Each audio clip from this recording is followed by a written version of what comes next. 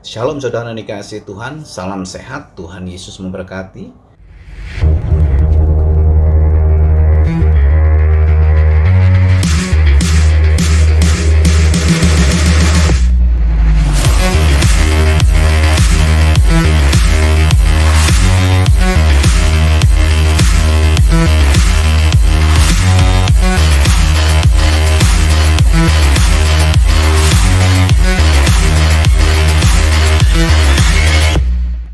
Hari ini saya mau sharing tentang jangan panik. Saat ini begitu banyak orang yang mudah panik. Kepanikan terjadi kepada seseorang karena kecemasan atau kekhawatiran yang berkelebihan. Dan kekhawatiran dan kecemasan itu timbul karena ketidaktahuan seseorang akan apa yang akan terjadi kemudian. Sekali lagi saya ulangi, kecemasan dan kekhawatiran timbul karena ketidaktahuan kita akan apa yang akan terjadi kemudian. Sebagai contoh, di saat kita hendak melompat ke dalam sebuah kolam yang belum pernah kita lompati dan keadaan kolam itu keruh, kita akan menjadi khawatir. Karena apa? Ketika kita hendak melompat, kita nggak bisa melihat dasar daripada kolam itu, kita akan berpikir seberapa dalam kolam itu. Jika kolam itu hanya 50 cm kedalamannya dan kita melompat di atas ketinggian 5-6 meter, maka yang terjadi adalah kita akan mengalami cedera kaki atau bahkan yang lebih parahnya, kita akan mengalami patah tulang. Kita khawatir karena kita tidak tahu kedalaman kolam itu. Kemudian kekhawatiran timbul karena ketidakberdayaan kita untuk menyelesaikan sebuah masalah. Kita nggak berdaya, kita nggak tahu bagaimana harus menyelesaikan masalah, sehingga kita menjadi khawatir, kita menjadi cemas. Contoh, ketika ada seorang anak muda, dia baru bisa belajar naik motor, dan ketika dia naik motor itu, di tengah jalan tiba-tiba motornya mogok. Dia berhenti, kemudian dia starter motor itu, kemudian dia sela-sela motor itu tetap nggak hidup. Sampai beberapa waktu lamanya, sampai berkeringat, anak muda itu coba untuk supaya motor itu hidup kembali, tapi usahanya sia-sia. Sampai akhirnya dia menjadi khawatir, dia menjadi cemas, dia menjadi takut. Kemudian dia dorong motor itu sampai ketemu sebuah bengkel, dan di bengkel itu dia katakan bahwa motornya rusak. Kemudian ketika montir lihat motor itu sesaat, dia hanya buka joknya, buka tutup tangki, kemudian dia bilang, lihat, bensinnya kosong. Dan ketika bensinnya diisi, di starter motor itu hidup kembali. Karena ketidaktahuan kita, karena ketidakberdayaan kita, kita menjadi khawatir. Kemudian kekhawatiran, kecemasan juga bisa ditimbulkan karena kita nggak tahu akan kebenarannya. Contohnya, saudara, suatu hari saya ditelepon oleh seseorang yang nggak dikenal. Dia katakan bahwa anak saya mengalami kecelakaan di sekolah. Kepalanya berdarah-darah dan sekarang ada di ICU. Bapak tolong telepon nomor ini. Ini adalah kepala bagian ICU. Kemudian saya telepon orang itu. Dia katakan, benar Pak, anak Bapak mengalami kecelakaan dan sekarang ada di ICU. Dan harus segera ditangani. Jika tidak, anak Bapak tidak akan tertolong. Tetapi sayang Pak, di rumah sakit ini alat medis itu sedang kosong dan harus segera dibeli. Tolong Bapak transfer sekian juta rupiah supaya kami bisa beli alat itu dan bisa segera tolong anak Bapak. Seketika saya panik. Kemudian akhir cerita, nanti saya lanjutkan lagi saudara kesaksiannya. Nah saudara dikasih Tuhan, selain itu, tindakan-tindakan yang dilakukan karena kepanikan ini seringkali di luar akal sehat. Contoh, ada yang disebut dengan panic buying. Waktu virus ini mulai menyebar atau menyerang, ya. Dan kemudian pemerintah berkata bahwa virus ini bisa dibunuh dengan cara kita mencuci tangan pakai sabun. Lalu apa yang terjadi? Sabun di toko-toko habis, di supermarket habis, kita kesulitan cari sabun. Saudara mengalami? Yang biasanya beli sabun paling 1, 2, ini sekarang beli 2 dus, 3 dus, buat apa? Kemudian diumumkan lagi oleh pemerintah bahwa ternyata virus ini bisa menempel di alat-alat yang kita pegang, di pegangan pintu, di alat makan. Kemudian pemerintah berkata bahwa salah satu untuk membunuh virus itu adalah dengan disinfektan. Kemudian apa yang terjadi? Disinfektan di toko-toko kosong, sampai di pusatnya di toko kimia disinfektan kosong. Kemudian pemerintah kasih pengumuman lagi begini, bila kita tidak menemukan tempat untuk mencuci tangan, dianjurkan supaya kita bawa hand sanitizer, bahwa ternyata virus itu bisa dibunuh dengan hand sanitizer. Saudara bisa tebak?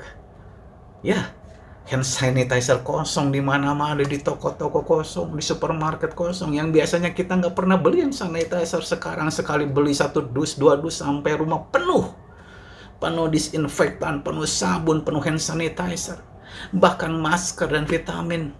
Ketika diumumkan bahwa virus ini penyebarannya lewat mata, hidung, dan mulut, jadi kita wajib pakai masker. Lalu apa yang terjadi, saudara?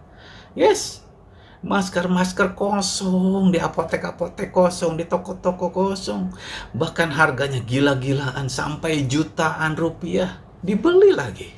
Lihat, orang yang panik itu melakukan segala sesuatu di luar akal sehat. Kemudian ada yang disebut dengan panic on situation, atau panik karena keadaan. Contohnya ketika seorang pencuri yang hendak mencuri di rumah seseorang, dan orang yang punya rumah itu bangun. Pencuri ini ketahuan, dia panik. Yang tadinya tidak ada rencana untuk melukai, untuk membunuh, akhirnya karena panik dia lukai, bahkan dia bunuh pemilik rumah itu. Ada lagi sebuah cerita ketika seorang pemuda dikabarkan bahwa pacarnya hamil. Pemuda ini panik. Apa yang harus dilakukan? Dia panik. Kemudian dia ambil jalan pintas, gugurin. Bahkan tidak sedikit kita dengar beberapa kasus wanita-wanita muda yang hamil mati terbunuh dengan sia-sia. Lihat, karena kepanikan, seseorang mengambil perbuatan atau tingkah laku yang di luar akal sehat. Dan kepanikan juga membuat orang muda tertipu, seperti tadi yang saya saksikan yang belum dilanjutkan. Saya dengar banyak ibu-ibu yang tertipu ketika ditelepon anaknya mendapatkan kecelakaan. Banyak di antara mereka yang langsung transfer uang. 2-3 jam kemudian, ketika tahu akan kebenarannya bahwa anaknya tidak apa-apa, baru sadar bahwa mereka sudah tertipu. Dan saudara, kalau kita panik, kita mudah tertipu. Kita mudah mendapatkan bencana yang lebih besar lagi bila kita panik.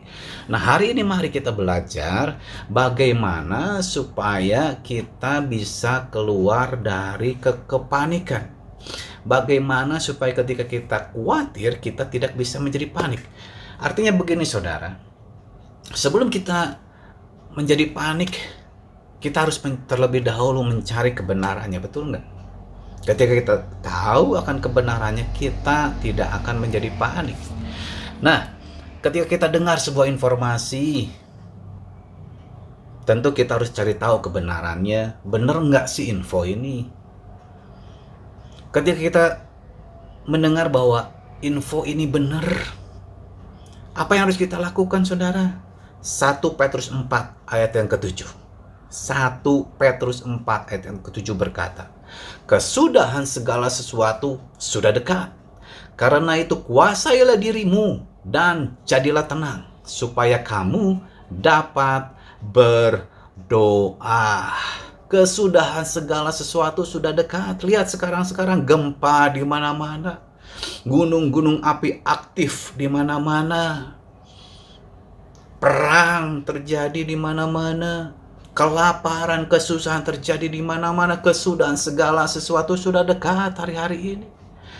Firman Tuhan katakan, karena itu kuasailah dirimu dan jadilah tenang supaya kamu dapat berdoa. Bagaimana supaya kita tidak menjadi panik? Satu-satunya jalan supaya kita tidak menjadi panik adalah berdoa. Bagaimana supaya kita bisa berdoa? Jadilah tenang supaya kita bisa berdoa. Bagaimana supaya kita bisa tenang? Kuasailah diri kita. Amin. Saudara dikasih Tuhan, ketika saya dulu ikut diklat doa, saya diajarkan oleh Bapak rohani saya untuk doa 10 detik. Doa 10 detik. Kolose 3 ayat 17 berkata, dan segala sesuatu yang kamu lakukan dengan perkataan atau perbuatan, lakukanlah semuanya itu di dalam nama Tuhan Yesus sambil mengucap syukur oleh Dia kepada Allah Bapa kita. Jadi saudara, ketika kita mau makan, mau minum, mau pergi, mau belanja, mau buang air sekalipun, doa. Apapun yang kita lakukan, doa. Apa yang kita doakan dalam waktu 10 detik itu, minta hikmat. Ketika kita mendapatkan masalah dan persoalan, minta tuntunan dan petunjuk dari Tuhan. Ketika kita hendak pergi, minta perkenanan Tuhan untuk menjaga kita. Ketika kita mendapat sebuah masalah dan persoalan, minta campur tangan Tuhan. Saya lanjutkan kesaksian saya, saudara. Ketika saya menjadi panik, saudara dikasih Tuhan, ditutup telepon itu, saya hubungi tadi. Saya hubungi guru, wali kelasnya tidak bisa. Saya hubungi guru TU-nya tidak bisa. Saya hubungin kepala sekolahnya tidak bisa. Saya doa 10 detik kepada Tuhan. Tuhan, anak saya diberitakan mendapat kecelakaan. Saya minta petunjuk Tuhan, benar atau enggak Tuhan. Saya minta campur tangan Tuhan. Saya coba telepon 1 orang guru lagi, dan campur tangan Tuhan bekerja. Guru ini bisa dihubungi dan saya tanya, Bu, apakah benar di sekolah anak saya kecelakaan? Dia katakan tidak. Ketika saya mengetahui akan kebenarannya, seketika itu juga kekhawatiran saya hilang, kecemasan saya lenyap, diganti dengan ketenangan dan damai sejahtera. Dan ketika orang itu telepon kembali, dengan tenang saya bisa jawab, Pak, boleh saya tahu nama Bapak, di mana Bapak berada saat ini? Yuk kita ketemuan. Dan ketika orang ini tahu bahwa saya sudah mengetahui akan kebenarannya, maka langsung teleponnya ditutup. Saudara dikasih Tuhan, mari hari-hari ini jangan cepat kita menjadi khawatir.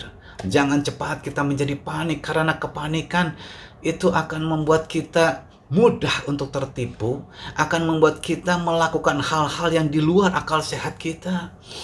Oke?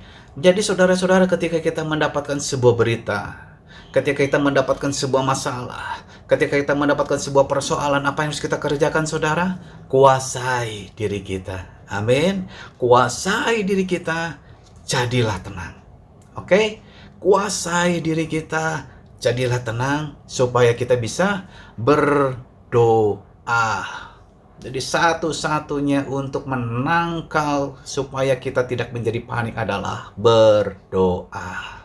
Amin. Saudara dikasih Tuhan, dalam situasi dan masa kesusahan besar hari-hari ini, firman Tuhan katakan, kuasailah dirimu, jadilah tenang, supaya kamu bisa berdoa. Bawa segala masalahmu, bawa segala persoalanmu kepada Tuhan lewat doa. Amin. Tuhan Yesus memberkati.